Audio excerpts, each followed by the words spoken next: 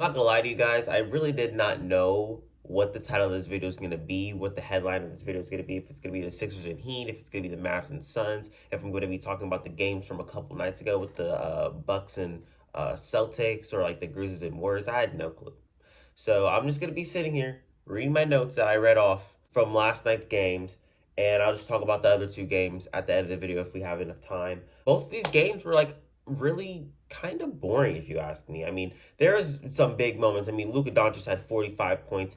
Get the man some help. The Sixers, they looked sluggish. The James Harden, Doc Rivers quote, whatever he said about playing DeAndre Jordan. There was a lot of stuff that happened. Both these games were pretty much predictable, if you ask me. We're gonna start off with the Mavs and Suns, and I'm not gonna lie to y'all, I fell asleep throughout the whole second half, so I had to go back this morning and watch it. So I only made 3 notes, and I ended up falling asleep. I said DeAndre Ayton sees free food every time Dallas goes small, which is true. I mean, how many points did the man have? Let me go through box score right here. The man went 12 for 20, had 25 points. He was eating down there, man, because they don't have a center. They trade away Kristaps throughout the trade deadline, which probably would have, been able to stop this. And another thing that I want to talk about, Luca needs help. He needs help really, really badly, man, because if you ask me, that this team right here, like the structure, like the way this team is built right now, really reminds me of LeBron's first stint in Cleveland. He doesn't really have that quote unquote second option that he can, rely on every single night. I mean, I guess you can say Mo Williams, Eric Snow, maybe Zydrunas, Agauskas, maybe. I don't know. If you ask me, this reminds me of that, and they didn't have success with that at all, because you need more than just one star to be successful in the NBA to win a damn championship. And it looks like the Mavs are repeating history right now, and it's not on the right side of history. I think that Luka can only do so much. I mean, the man had he had 45 points, like what, 12 rebounds, 8 assists. Let me see this. Yes, these guys can knock down shots, and for the most part of this game, they did knock down their shots. I just feel like Luka needs that one guy who he can just, put all of his trust into, who he can pass in the ball, and he can say in his mind, he about to go get himself a bucket. Straight up, man. And it reminds me of Chris Middleton and Giannis. I mean, we all know how good Giannis is. In my opinion, he is the best player in the world right now. Imagine if he never had Chris Middleton. Chris Middleton is the Robin to Giannis's Batman, regardless of what anybody in the NBA media wants to say. Giannis relies on Chris Middleton's shot creating, and I feel like Luka needs the same exact thing, man. I know we got Spencer Dinwiddie to, ease off on Luka's playmaking and let Spencer Dinwiddie do a little bit of the playmaking, but we need somebody. We need somebody. And I'm not going to lie to you, as much as I love this man, Jalen Brunson, he is a Laney All-Star, and I did put all my eggs into Jalen Brunson's basket when he got drafted. But is he that guy? Is he that guy to pair with Luka? I think Luka really needs somebody who can, play defense. I love Jalen Brunson. I mean, the guy is undersized, though. He's undersized. They made him work for every single bucket last night. They made him work for every single bucket. And to be honest, the way that he played against the Jazz in the first round was not going to be how he was about to be playing in the second round with the Phoenix Suns. Not at all. Not at all. Because these guys will make you work for your buckets. These guys play some good-ass perimeter defense, and we all know that the Utah Jazz don't got that, man. We know that they don't got that. So that's why Jalen Brunson was eating in the first round. He needs to pick up the pace and actually, make his shots, because it says right here he went 6 for 16. Man did not show up at all. When I was watching the condensed version of this game this morning, I was like, where the hell is Jalen Brunson? The only thing that I can remember that this man Jalen Brunson did, off the top of my head, off the top of the rip, is Luka went for a shot, he missed it, Jalen Brunson grabbed the rebound and put it back up. That's the only thing I remember this man doing. All I can remember is that he had a corner shot, he missed it. He tried driving in, doing his little pivot shit that I was talking about a couple videos ago, and he missed it. He had this, high ass arc shot, missed it. Every time I saw this man Jalen Brunson have the ball and attack the rim, he missed the shot every time, because DeAndre Ayton is down there. He is more mobile than Rudy Gobert. He is not going to be falling for the same shit that Rudy did. And I'm not going to lie, man, Luka needs somebody. I love the shooters that he's got. I love the shooters that he's got, like Maxi Kleber. I actually had this in my notes. I said Maxi Kleber is on one.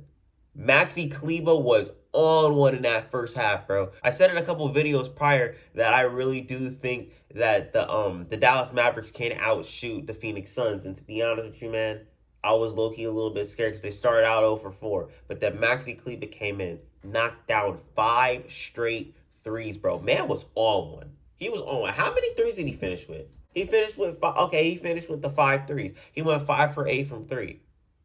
That is a guy we need to keep on this team. Davis Bertans, Davis dog shit in the minutes that he played. He hit his shot. He had a tough bucket. I'm not gonna lie. It was a real tough bucket. I just feel like this team is missing something. This team is obviously missing a damn center, and I'm letting you know right now. I would love for it to be Rudy, but that's probably not gonna happen. Let's talk about the Phoenix Suns real quick because they were feasting, man. They like it felt like when I was watching the game, it felt like every time the Dallas Mavericks made a three, they would answer right back every single damn time, man. Let me go to my notes. Devin Booker, he was hitting shots. Chris Paul was making tough bucket after tough bucket. Jay Crowder, he went absolutely crazy in that first half, man. He had 3 threes today. One play, JaVale McGee locked up Luca. I didn't see that live. I fell asleep. I woke up, went on my phone, and I saw my friend. He sent me the video. He's like, "Did JaVale McGee just lock up Luka Doncic?" And I was like, "He did." I was so confused, bro. But that's low key a matchup that he can take on. You know what I'm saying? That's kind of a matchup he can take on because Luka plays on the slower side. Like Luka plays at his own pace, and I feel like JaVale McGee would be able to keep up with that. You know what I'm saying? And he ripped the fuck out of him. He ripped Luka.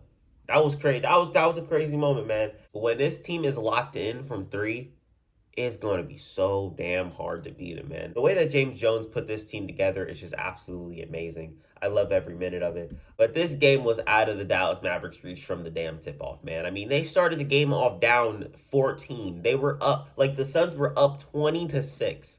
At that point, I was like, they need to fucking do something, bro. They need to do something. They tried to put together a run at the end of the game. It didn't really work out.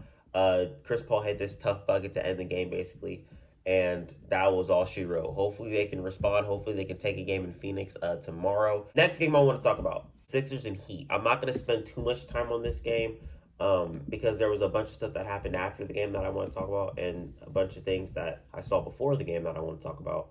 Bam Adebayo, man, because there was so many things that I took away from this game that Bam Adebayo produced. I mean, the man was showing y'all that he is not no damn, like, slouch on the offensive end. He is not no offensive liability. I actually saw a couple people say that Bam is not as valuable as people think he is.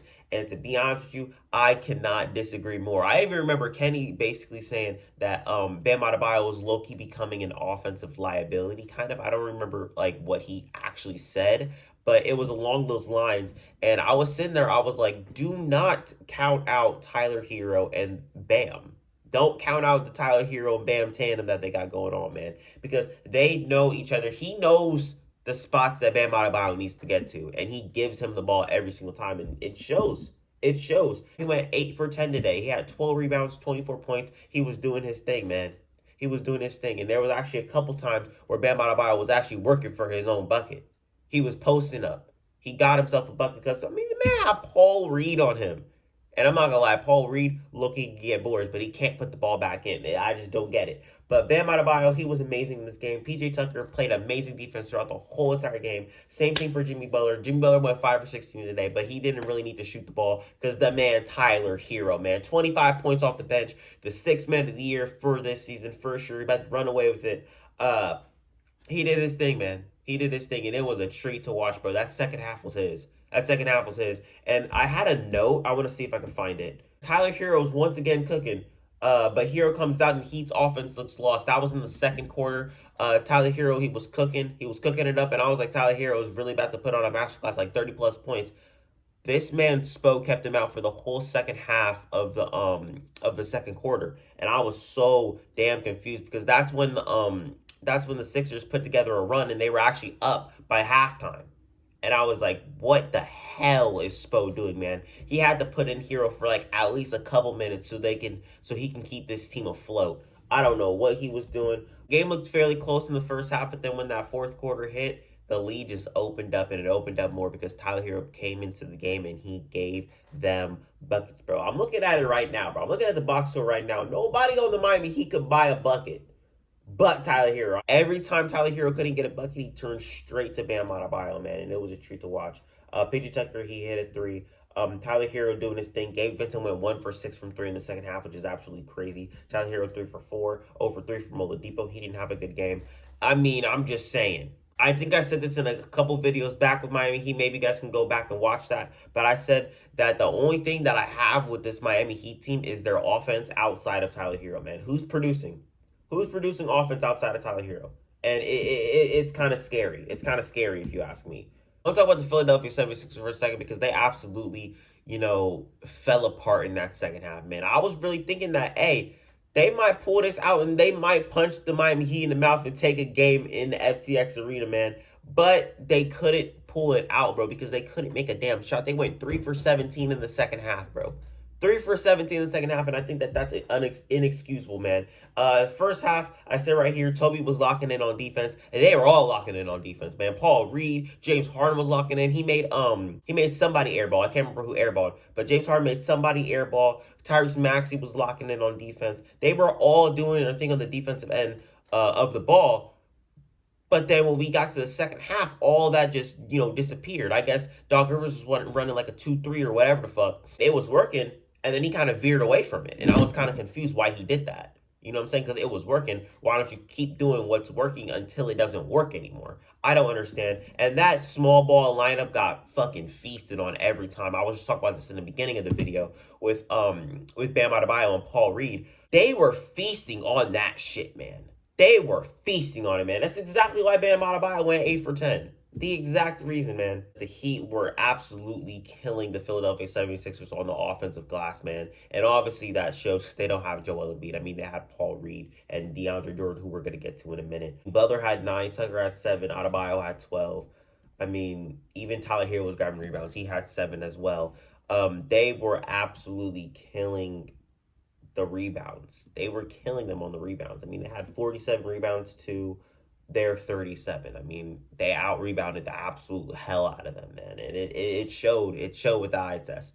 But I want to talk about James Harden for a second. He was not aggressive at all in this game. I was kind of, upset because he was kind of being aggressive in the third quarter. I was like, okay, we're really about to get James Harden being aggressive. It's really about to happen, man.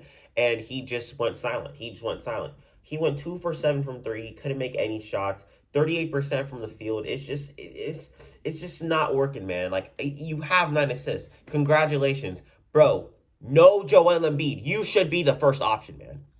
It's frustrating to watch, man, because we all know who James Harden is, and he knows who he is as well, and he thinks that he's trying to take the Wilt Chamberlain route. Because if you guys don't know, Wilt Chamberlain, he was score, rebound, stats. And we all know that Wilt Chamberlain was that guy in the 60s. But when he got to the Lakers and it was time to win a damn championship, his coaches and all of them, they were telling him, bro, you need to pass the ball more. And he did that, and he ended up winning a championship. But the thing is, James Harden, you have nobody on your team who you can probably, quote-unquote, trust, man. You need to go get yourself a bucket. You need to be scoring for this damn team. There should be absolutely no way that Tyrese Maxey, at the age of, how old is Tyrese Maxey? Like 21? He shouldn't be taking more shots than you, bro. You shouldn't be letting Tobias Harris be more aggressive than you, bro. Tobias Harris is not the man who you can have taking all the shots 4 games out of 7, man. Let's just say, hypothetically speaking, that Joel Embiid never comes back. He doesn't come back for this whole entire series, and he's out. We need James Harden to score because we know that James Harden can score that damn ball.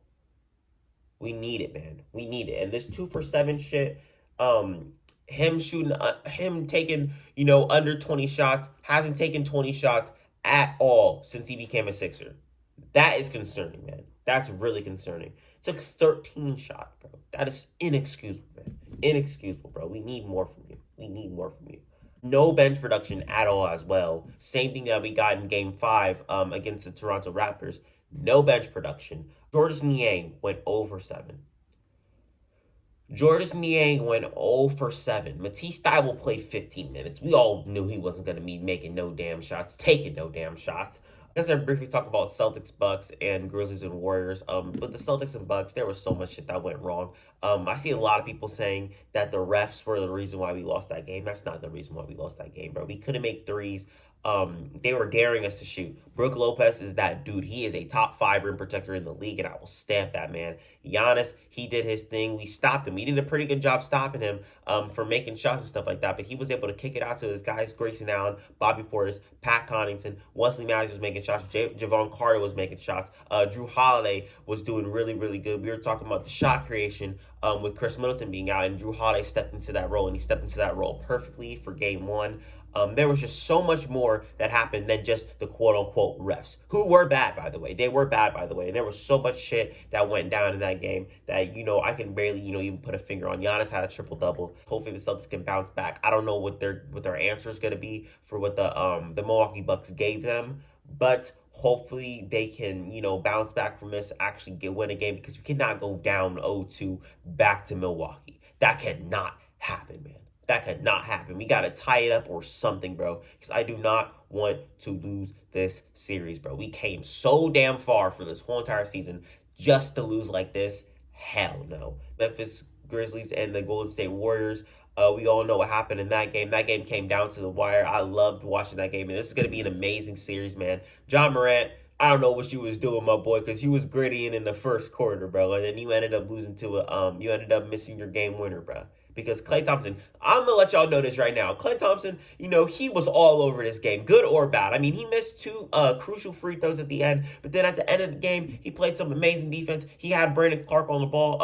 I can't remember who inbounded the ball, but he inbounded the ball to Brandon Clark, and Klay Thompson did not give a fuck about him. He did not give a fuck about Brandon Clark because he knew what the play was going to be. He knew that John Morant wasn't going to get the ball in that backcourt, and then he came all the way down, switched straight on to John Morant. They started doubling him, and John Morant missed the shot, and then he ended up winning the game, bro.